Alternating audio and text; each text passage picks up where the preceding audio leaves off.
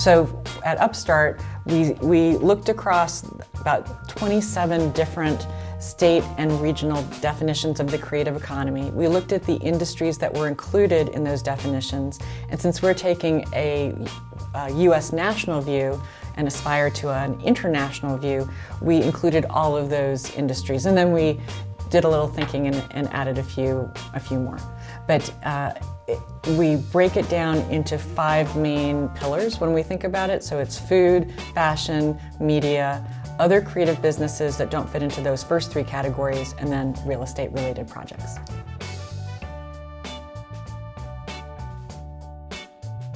So a creativity lens allows impact investors to see throughout their portfolio opportunities in the creative economy. Those could be in ethical fashion, sustainable food, social impact media, in community development funds that are focused on creative places and creative businesses in low-income communities. So in the same way a gender lens helped folks bring into view, to spotlight opportunities related to women and girls in their impact portfolio, the creativity lens is helping folks see the opportunities related to art and design, culture, heritage, and creativity.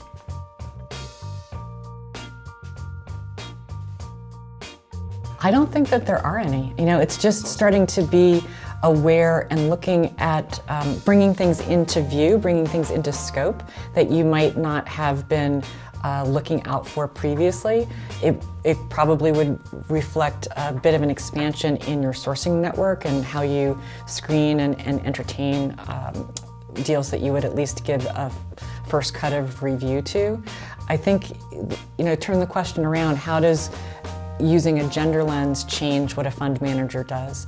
And I think any kind of lens can do 3 things. It can bring into view a whole new set of high potential investable opportunities that you might have been missing before. It can help you to see new ways to achieve the social impact that you have already decided is important to you as an investor or a fund manager. For example, if you care about the environment, well, investing in ethical, sustainable fashion means you'll be investing in companies that also care about the environment. If you care about fair trade and labor and quality jobs, if you invest in ethical, sustainable fashion companies, those companies also have a commitment to fair trade and quality jobs. If you care about women and girls, if you work through a gender lens, you can adopt a creativity lens, you can invest in ethical, sustainable fashion. The vast majority of workers in the fashion and garment industry worldwide are women. So the creativity lens doesn't alter your opportunity to drive outcomes for environment, workers, or for women. It just might get you to pay attention to an ethical, sustainable fashion company that you might not have thought of previously.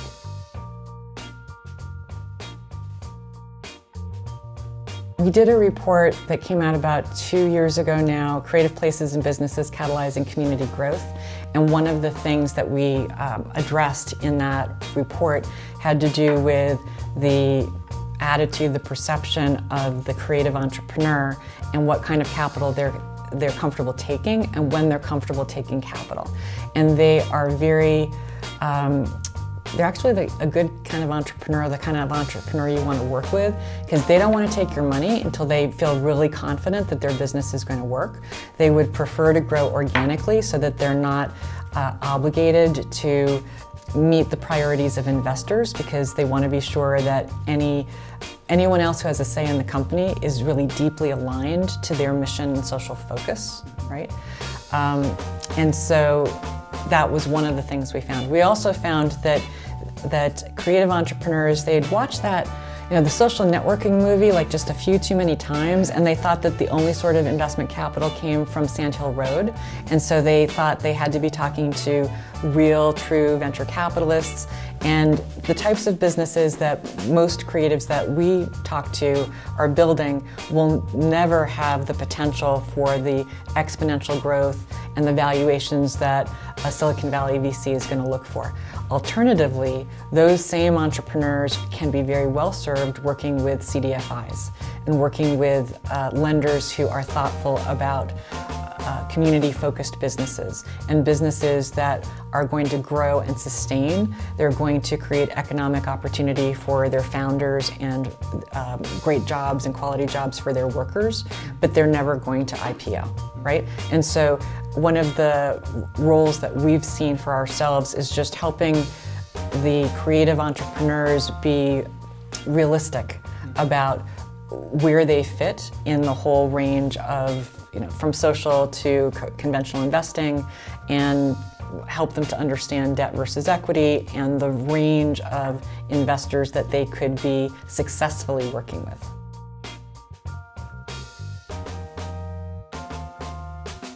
There's nothing different from what you would look for in other businesses. That's really the first place to start. So both on the business operations, the financial bottom line, as well as on the social impact. There's more that's the same than that is different when it comes to looking for investable opportunities in the creative economy. There's a lot that is, I think, additive and exciting about the creative economy. Particularly if you think about the traits and characteristics, some of the values and attitudes and even tools and approaches that creative people bring to solving problems. So that can distinguish their companies, I think, to some extent.